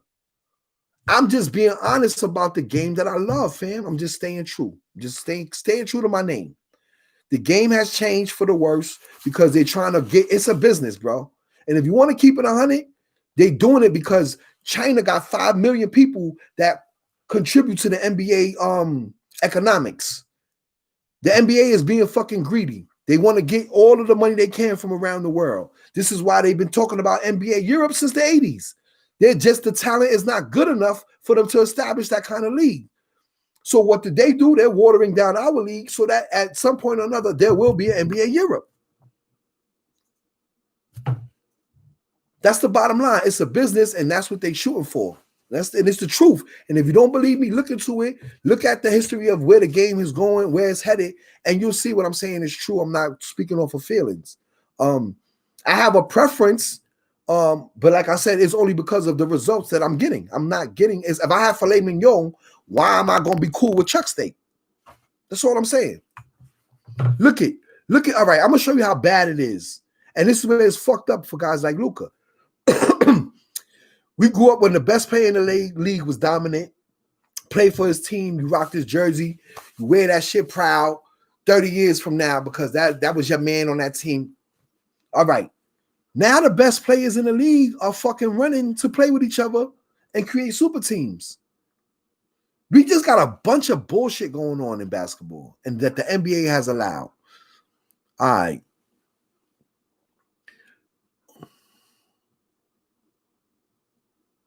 We was up 3-2 when OJ happened. Nah, I get that we was up in that series, but what I'm saying is during that game, when the broadcast happened, we choked on our own. And then anything afterward, if you're saying that was a distraction, that's not a fair excuse. It's a bullshit excuse because that means the Bulls would have been distracted and everybody else too. We can't. I love the Knicks, but I can't make that. I'm not gonna make excuses. Doug Christie on what squad, bro? Not on the Pat Riley squad. You're bugging. That was later. Nah, not Doug Christie, brother. You got the wrong era. It's not true. Doug Christie was not on that team. We had Greg Anthony was a rookie. Sam Cassell was a rookie. How could Doug Christie be on that team? Not possible. Check when Doug Christie even came in the league. Remember, we the ones that helped Doug Christie get in the league. He was a name, and he wasn't getting that shine like that. The Knicks is the one that helped Doug Christie start getting regular checks. That was after. That was later. Starks is a real one. He said no one. He said, yeah, he said, no, I won't play for the Bulls when he got traded. When he got traded there. That's right. Yeah, and Starks was the first jersey tugger. That's right. You right, yo. You right. You right. That's true Starks history. You got that. Starks is my man. And I'm not going to blame a player. He did what he was supposed to do in that moment. It didn't transpire to success, but that's why you have a coach. Yo, fam. Yo, no, you didn't bring up Rod. No, you didn't bring up Rod, yo. You feel my fucking pain? This is the type of stupid shit I've been dealing with all my life. Shout out to my cousin Rod Strickland, yo. Yeah, that's fam. It's my pop's cousin. Peace to all the Stricklands. My Aunt Fila, all of y'all, love y'all. Peace. Shout out to the Ware family. Got to do that. That's the link right there. The Wares, Stricklands. Anyway, we've been suffering so long. You remember that shit with the Mark Jackson and Ross Strickland bull? I remember all of that, bro. I lived through all of that bullshit. Ross Strickland and Mark Jackson. Instead of them trying to figure out how to, and it was crazy because they pushed Mark Jackson out for Rod, and then they didn't want Rod either. Now you fucked up Mark Jackson's confidence, and then and then we traded Rod, who ended up being one of the greatest point guards that people don't know about, like Tiny Archibald. I think he led the league in steals. I don't know. Rod was elite, man. Elite player that didn't get a lot of credit because of well, let's be honest. That's my cousin. I'm going to keep it 100. Cousin wasn't no fucking joke. All right? He ain't played. So if you ran your jibs, Rod will punch you in your fucking mouth. And so he had little issues here and there off the court because of his temperament, and the teams didn't like that. But Rod wasn't pussy. And you got to remember, Rod came up during a real era here in New York basketball. The peak, the highlight of New York basketball, street ball especially, you know what I'm saying? The culture was, it was the greatest fucking thing, man. You don't know how bad I wish I could get a time machine and take my sons back so that they could see Skip play against Master Rob and my man Future. Shout out to Malloy, my nigga Future. See Malloy play against Master Rob, and it was just, basketball was just dope. And Rod used to be a part of that crowd. He was a part of that era. And the Knicks fucked that up. They fucked that bag up too. And then Mason.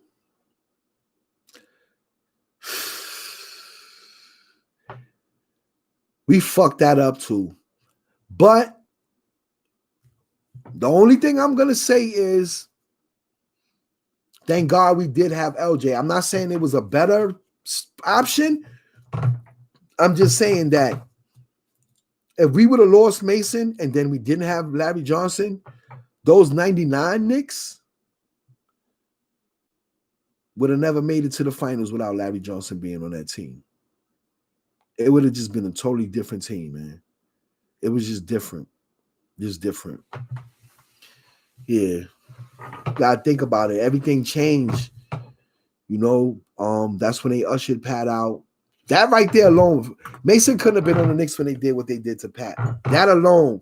And then Mason and Sprewell, I don't know, bro. I don't think that would have went well. Hell yeah, Starks will always get an A for effort from me because, like I said, that wasn't his choice. And thank you, Falcon, for bringing that up because, May, you also forgot the European League. They don't play no defense and they go 10. It's not a better game, bro. The fundamentals trick you, bro, because you see little neat things happening, little cute shit happening.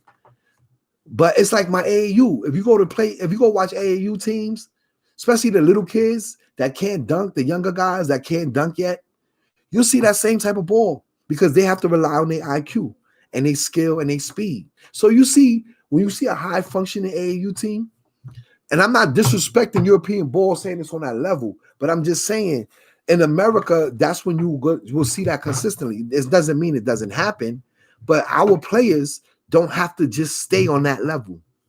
Our players are capable of so much more because of their athleticism, which usually comes later on to go with the IQ they establish as kids. And heart. A lot of European players don't got no fucking heart. All right, y'all. Let me see. You said Aldridge is soft, man. I wasn't talking about his character or temperament. I was just talking about the flashes in his game. And I still don't think he's no Patrick Ewing. You're right on all levels, bro. I know you're not talking to me right now. You're probably answering Falcon, but you see, you wrong. You saying that basketball was fundamental with Stockton. It was not fundamental with Stockton. It was everything. It was uber athletic with Stockton, bro. He was one player that added that IQ dynamic to the game, family. You got it to, how old are you, man?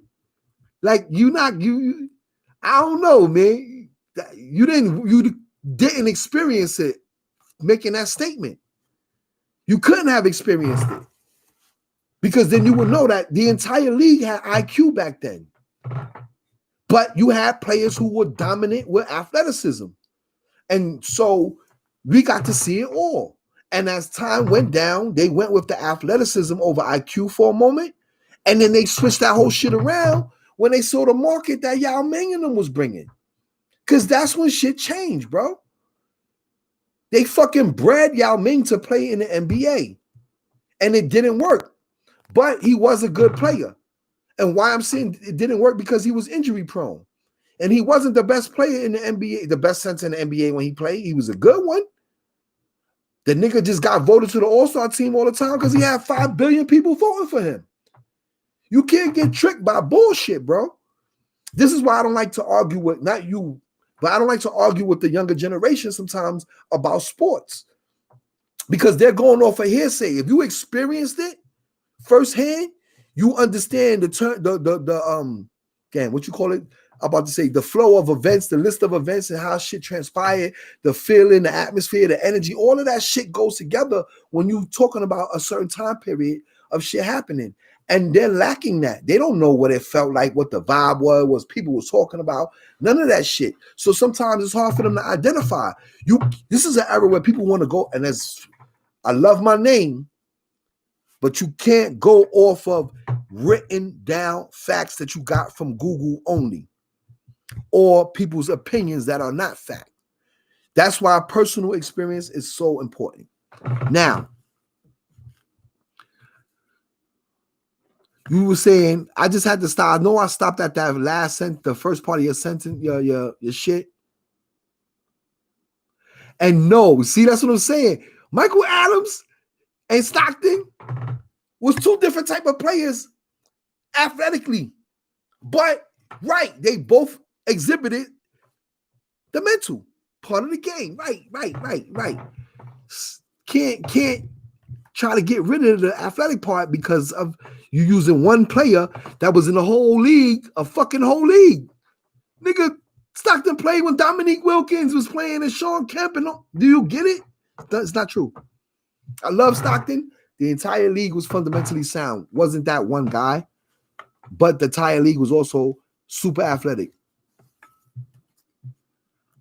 Yeah, you remember when Kenny, remember when the Nets played the Knicks in the first round of the playoffs when they had Derek Coleman, Kenny Anderson, and Drazen Petrovic before Jason Williams became a star, before he became a machine? Imagine if Jason Williams would have been the player he was when they had that team.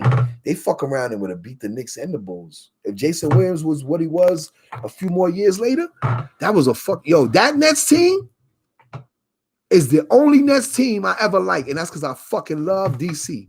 I love Derek Coleman, another player that they don't talk about, underrated. He is exactly that 3-and-D shit. Like I'm fam. Derek Coleman is another example of the type of player that I'm talking about that existed, that don't exist now. Derek Coleman's IQ is unquestionable. Athleticism for his size and his build, unquestionable. And his range. Better game. Athletic league. Niggas couldn't fuck with. No, if Derek Coleman played in any European league at any point in time, even to this very day, he would fucking destroy that shit. Look what happened when Marbury went over there. Dominique Wilkins. And those weren't even our top tier players. And they go overseas and they dominate, family. So I get that you like the cute shit you see, but just remember where they get it from. We the originators, man.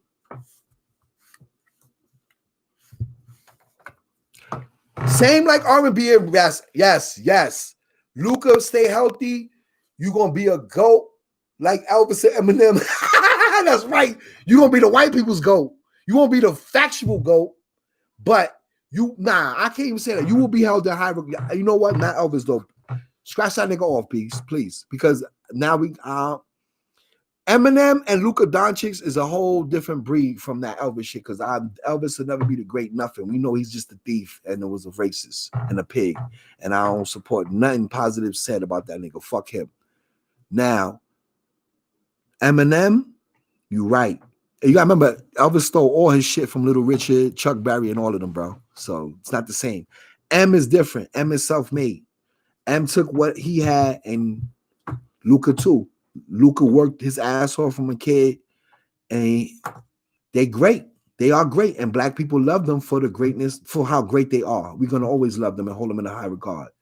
Will they be the best ever? No, but will they be one of the greatest? Sure. Why not? It's not wrong. There's room for all of that. It's room for everybody. If you deserve it, you deserve it.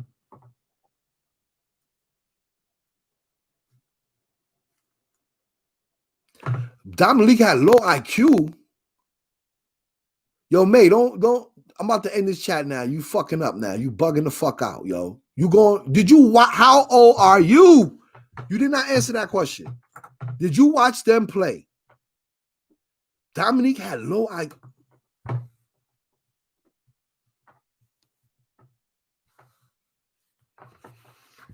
Yo, don't come on my shit disrespecting like that, fam.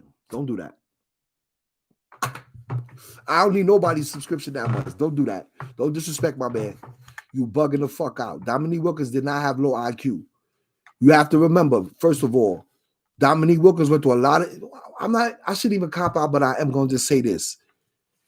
You clearly wasn't born or around mentally at that time. You might have been a little kid born or something. You wasn't watching them games. You didn't know what was going on. You wasn't reading them papers, family. Dominique Wilkins went through a lot of shit with a lot of his teammates because the Hawks fucking organization was horrible when he was there. It was a fucking TV company. They were worrying. TBS, all they gave a fuck about was making their money. Ted Turner was the owner of that fucking team, first of all. So he just worried about getting names, not chemistry. And everybody that they got to play with Dominique always wanted to be the man of the team and be allowed to question and give Dominique. See, the Jordan didn't go through that in the Bulls. See, this is that LeBron Carmelo shit. There's dynamics and there's circumstances that you don't know about that players deal with that affect their careers. And then we go making judgments. Everybody don't get the keys to the car when they get in a franchise, brother. And you got to deal with other stupid decisions they make. Do you know about Reggie Theus and Dominique Wilkins and their situation? I never said they didn't have good teams. It's not about having good teams. It don't mean having a good team and not winning a championship. What the fuck is the use of having a good team? What's the use of having a good team when you play against Larry Bird and the Celtics and Dominique Wilkins ain't get help from nobody, including Reggie Theus or Kevin Willis? But they want to question his position on the team because they're a good team and they contributed and we got a decent record and now we're in the playoffs. And then when the moment comes, they fucking crumble. So, fam, please, with the Hawks had good teams. That's an in general statement. You're not giving me no details. Don't do that. It's all right to have an opinion, but be careful when you give it. And if you're not right, be man enough to accept that. Because when I'm not right, I'll say that. But you wrong right now, fam, with that one. You disrespecting a great player, and you don't know what circumstances he dealt with. You sit here saying that the motherfucker that's the president of the fucking Atlanta Hawks that runs the fucking team right now has low basketball IQ. He's not the point guard, first of all. There's so many things to that.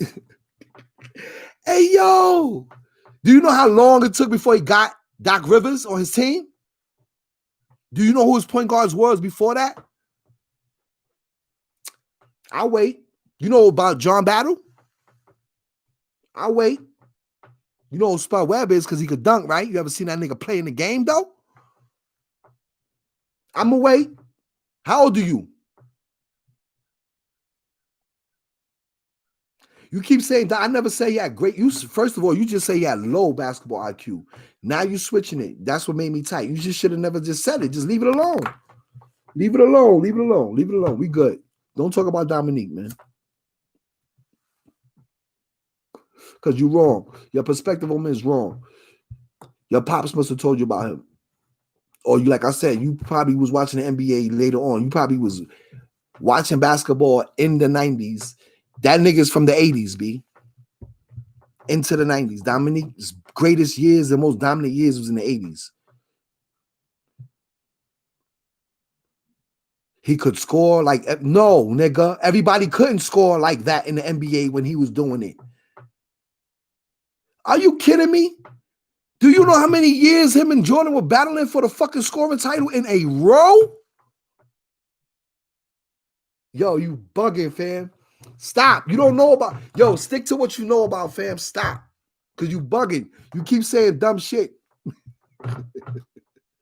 Everybody couldn't score like Dominique, family. Stop.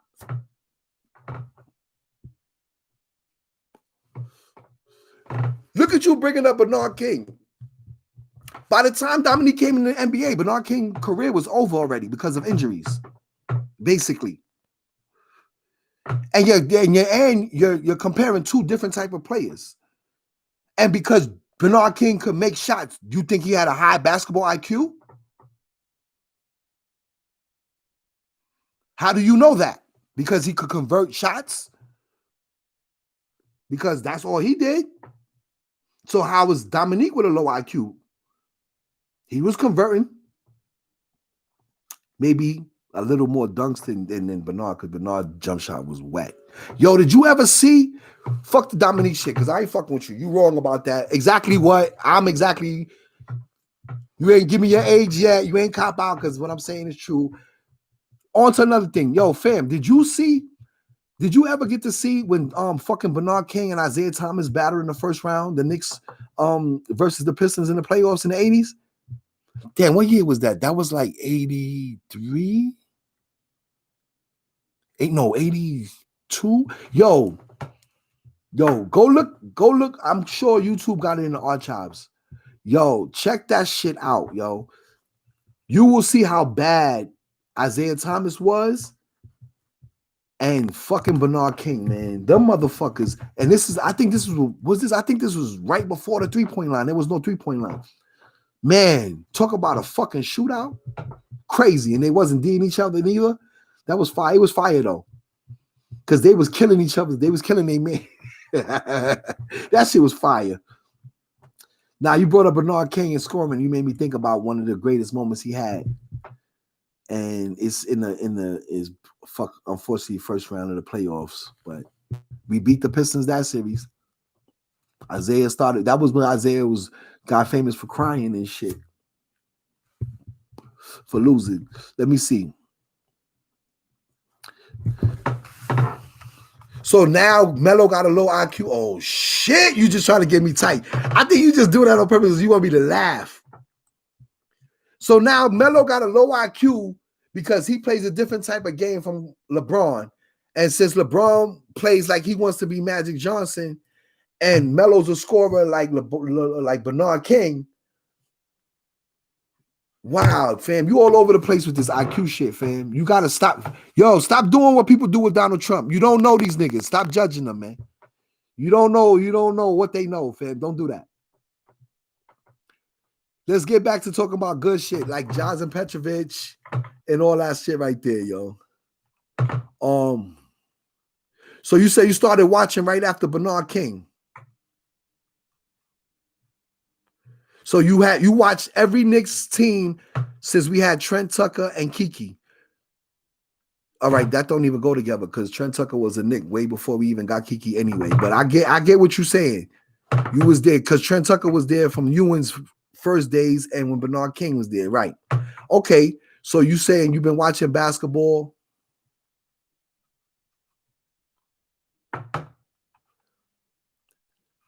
No, I'm not. No, all right. I was making a comparison to the situation, but it's all good. At the end of the day, you entitled to your opinion about Dominique Wilkins. I'm entitled to mine. It don't matter. History is done. His career is over. He's not going to do nothing that could change how I feel or how you feel. So fuck that shit. I know where you stand on that one, and you know where I stand. And I was making comparisons to giving keys to the car, certain dynamics that players deal with when they play with the team, and we judge them based on what we know as outsiders looking in, and we don't know what the team is asking for them to give them. That's what I was trying to say. Nah, I agree with you. No one is right or wrong. I agree with you. Because like I said, there's dynamics and there's perspectives. If you don't want to include certain shit that I include when I make my decision about a player, I understand because it's your math. It's what you're doing in your head. So certain shit that I took into consideration with Dominique Wilkins' career maybe not have been a concern to you. I get it. But those were things that were definitely factors that affected him. And it don't look good on the floor. This is why chemistry is important. Because when you fighting with Reggie Theus for the face of the team and John Battle or Kevin Willis because now he done lifted enough weights and now he got a little hook shot. Like it was just a bad run team, even if they did see some success on the floor because, like I said, Ted Turner had money. He got names. Did he put together a good team? In reality, no, because look, they didn't win anything. They never went far. I think they made it to the Eastern Conference Finals once when Dominique was in his peak without Reggie Theus fucking him up. So anyway, fuck that. Back to the Knicks, man. Back to the Knicks.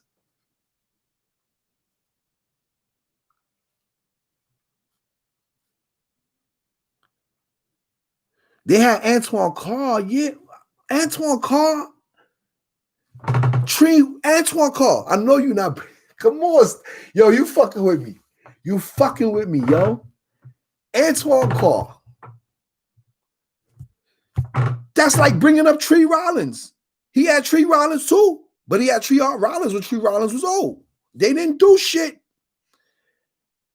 Antoine Carr and Cliff Robin and Cliff, yeah. Excuse me. Antoine Carr and Kevin Willis, all they did was establish themselves enough to get and go on other teams and stay in the NBA. They improved themselves as very good, hardworking players, and they were able to have. Antoine Carr was a better player on fucking Utah than he was on the Hawks, bro. Straight up and down. And like I said, the reality is that team was not put together well. And that's all I'm gonna say. I'm not gonna keep dissing. Yeah, you see, Antoine Carr got busy on Utah. We agree on that. It's true. On the Hawks, nah. Was not a real factor. It was a name on the roster that was playing minutes, starting and shit, but nah. Tree Rollins, Antoine Carr, Kevin Willis. Like I said, the best players that the Hawks had, the best player that the Hawks had the Hawks had when Dominique was there with him was Doc Rivers. He tried to pull that shit together. That's why Doc Rivers is held in such a high regard. Not only was he a great player, but he played on a shitty team that had no fucking direction, and he made it happen there. He was a very good leader in the fucked up situation. whether people knew or not.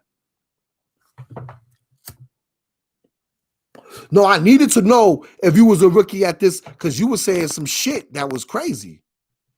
And you brought up Antoine Carr. It depended, once again, you can bring up shit, but it depends on how it's being presented.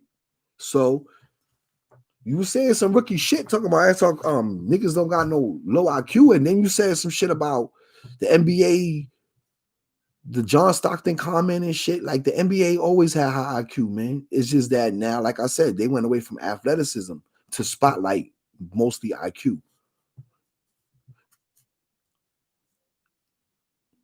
You right to feel how you feel, though, player. Don't get it twisted. That was my conclusion. I said all of that in the heat of the moment because we're not agreeing.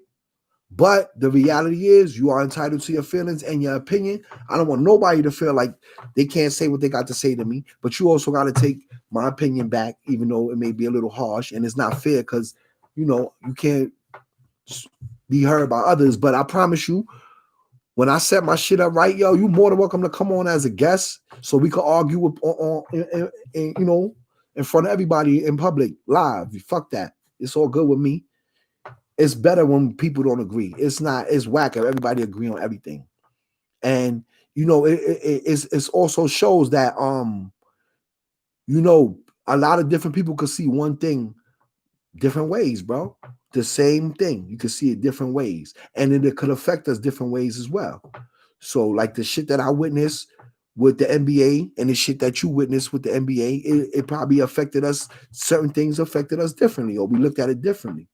So, and I gotta be honest, I'm gonna keep it 100. I'm a Dominique Wilkins fan, so I could be blinded by a bias because I love that nigga. I loved his game. I loved the way he played, and I was very informed on his situation because I followed the Hawks and the Knicks at the time when he was playing in the NBA. So, and that's the truth. The problem is, and why we had that moment is because we both go back to basketball fundamentals. And maybe I kind of misunderstood what you were saying when you was throwing Stockton in there, but it was just that I was stuck on the point that I was making, that the league, this European game that they bring in, is not that it's a bad game, but it's just that it subtracts from the game that we grew up watching when that game had everything in it. Thank you, my brother, for saying Dominique is a beast to make me feel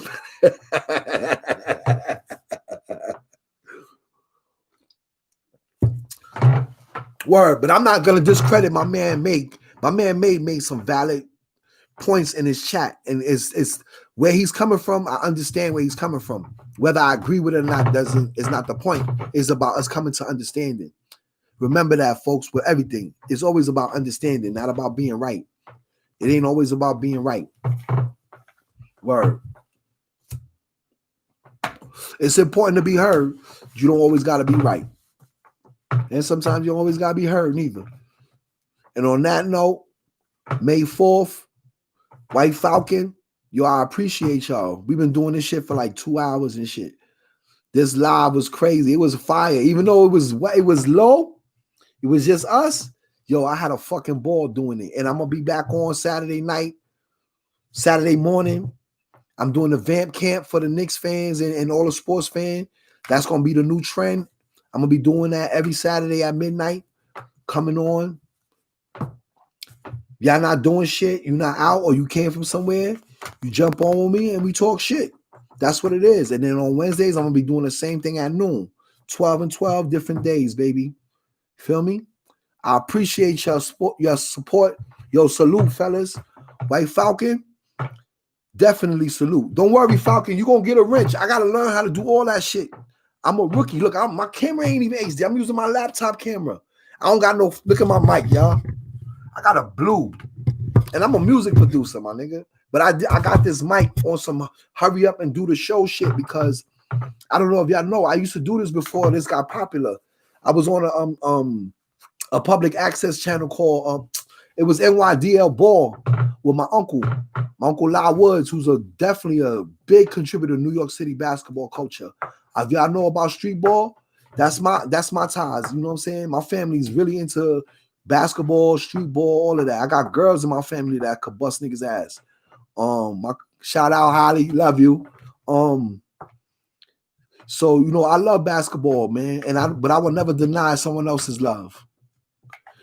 When y'all got time and y'all could, hit me up. Hit me up on Twitter, fellas. You know what I'm saying? Anytime, man. You could leave a comment anytime, and I promise I'm gonna get to it as fast as I could. You know what I'm saying? I'm out here grinding. I still got to do my chef shit to pay the bills, but I love sports. This is my hobby, y'all. Long Island, no doubt. I'll fuck with y'all on this. I'm gonna end the stream Saturday, fellas. White Falcon 44, May 4th. I know y'all gonna be there already, man. Those are the first 2 cats that get wrenches on my show. Peace and love, man. I'm out of here. Y'all know why. Because I got it like that. Peace.